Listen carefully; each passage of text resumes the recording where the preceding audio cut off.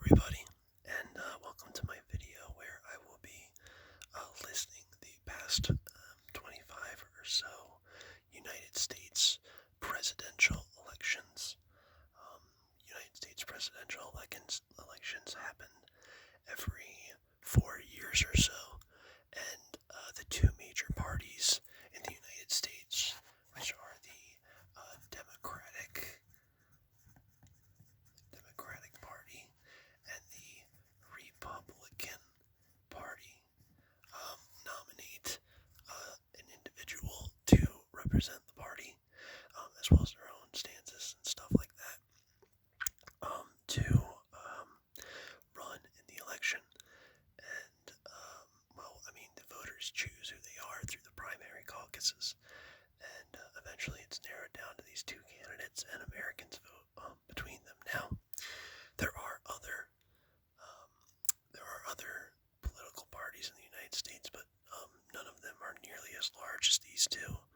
We definitely have a two-party system here, although there are third parties like the Libertarian Party and the Green Party, but they've never really pushed anybody that close to any actual significant margin. Always just maybe 1 or 2% of the population. Although there have been some individuals who have pulled third-party candidates that have split the vote in some elections. But anyway, let's just go into it. So, starting off with some controversy right out of the bat, because I'm going to go from recent to not so recent. This election, the 2020 United States presidential election, was between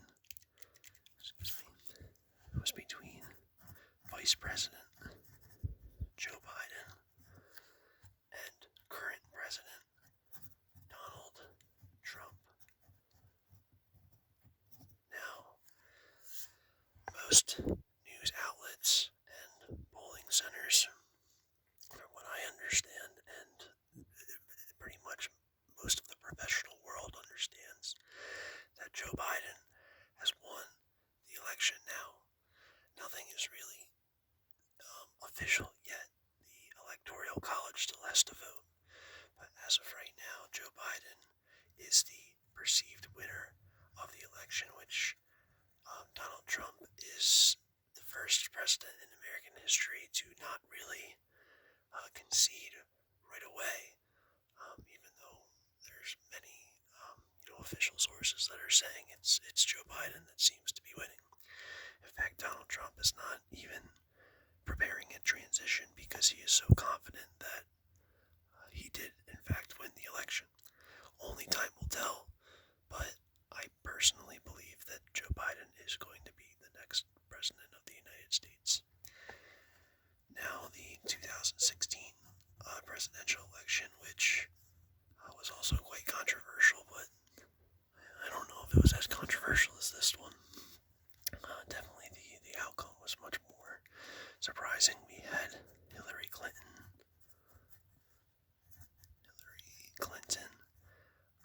a senator from New York, also ex-first lady of Bill Clinton. Then we had Donald Trump as well. And Donald Trump won the 2016 presidential election. He lost the popular vote as he did in 2020, but he did win the Electoral College, and it was quite a surprise. And Donald Trump has been the president for the past 4 years. The election before that was the 2012 presidential election, which was Barack Obama and Mitt Romney. Barack Obama being the president at the time, he won a second term. Mitt Romney, I believe, was the governor of Massachusetts. He is now the senator of Utah. I'm not really so sure if that's an upgrade. He changed positions, so usually people go up, not down. The next election before that was between Barack Obama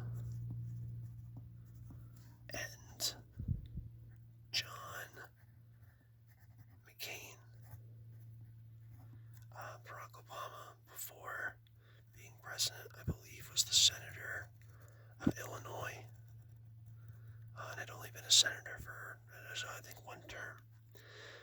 John McCain was a longtime senator of Arizona, I believe, and probably a representative before that. Before that, we had the 2004, I keep wanting to say Olympics.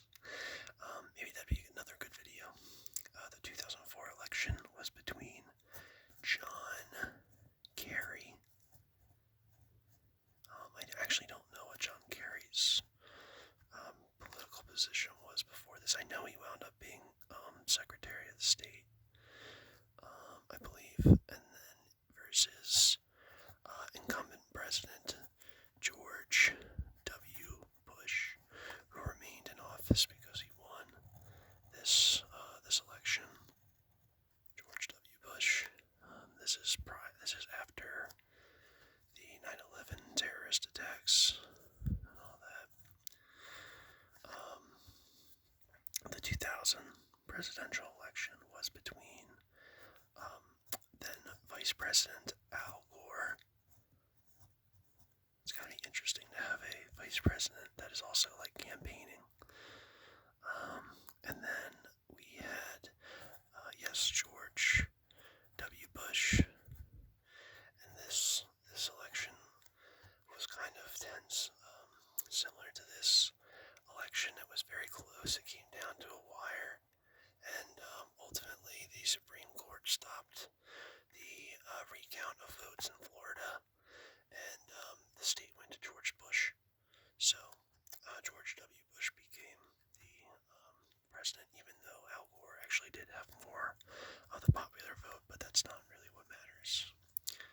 So the next election before, the prior election before that was 1996 presidential election of Bill Clinton, who was the incumbent president at this point, versus Bob Dole, who I don't know where Bob Dole is from. I want to say Kansas for some reason, but I just don't think that's the case. Usually they're from bigger states. But Bill Clinton is from Arkansas, so Bill Clinton won this election, though he was the president, and during his second term, I believe, was when he was impeached for lying to Congress about getting a blowjob or something. And then the 1992 election was between Bill Clinton, who was a governor of Arkansas, I believe, and he was going up against incumbent President George H. W. Bush, and Bill Clinton won. And Bill Clinton, definitely was, a good candidate, and George H. W. Bush was not that popular during his re-election year. There was also a man named Ross Perot who ran during this election that probably took a bit more votes from the HW side of this dichotomy we have, and that definitely helped out Bill Clinton. So in the 1988 election, we had, I believe it was, Michael Dukakis. I can just never imagine a President Dukakis. Not because of the man, but just because of his name. And also was George H.W. Bush, who I don't know if Bush was ever, he was a representative, but even more importantly, he was the vice president to Ronald Reagan. So, who was involved in this election year? It was him versus Walter Mondale, and it was Ronald Reagan, who was the incumbent president at the time. He won. does kind of spoil this, obviously. We have incumbent President Jimmy Carter, and then we have Ronald Reagan running for actually the second time, but actually the actual Republican candidate Ronald Reagan lost the primaries to Nixon back a few election years.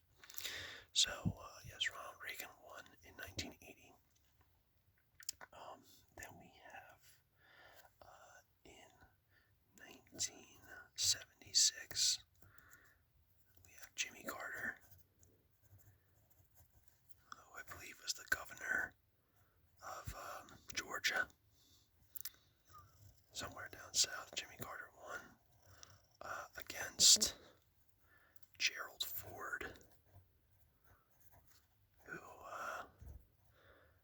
was actually the incumbent president, but this was his first election for the president of the United States. He was not even a vice president in a prior campaign. He filled the spot when Richard Nixon resigned. This is the 1972 election. We have George McGovern. With a name like that, how could you not be in politics? Alright, so he was going against Richard Nixon, who would get caught snooping into his election, but still won and then ultimately resigned. Richard Nixon won and then stepped down. In 1968, we had Hubert Humphrey, which again is just another name that would have been really funny to be President Hubert Humphrey. He lost to Richard Nixon, Nixon's first time running. There you go, Richard Nixon. And then the 1964 election was between Lyndon B. Johnson, and he won. Lyndon B. Johnson, who was the vice president to John F. Kennedy. But after Kennedy's assassination, Johnson took over and won a term in his own right. He ran against Barry Goldwater, who was kind of crazy, if I can understand, for remembering correctly. The next one was the 1960 election, which is a pretty heated election between John F. Kennedy, very beloved and symbolic president of the United States, won over Richard Nixon, who, of course, would go on to become president eventually. He was the vice president to the previous president, Dwight D. Eisenhower, who was in the 1956 presidential election, where he went up against, I think it's pronounced Adlai Stevenson, and that was up against Dwight D. Eisenhower, and Dwight was the winner of this one.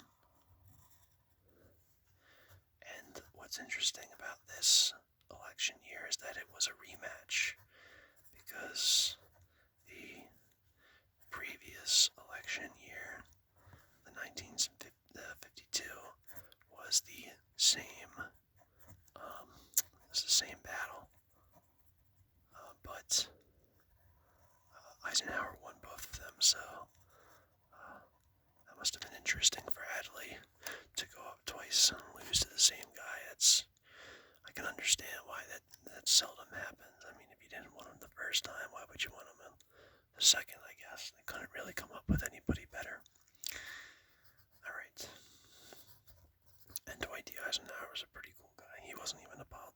before this, I don't think. I think he was just a World War II guy, a general.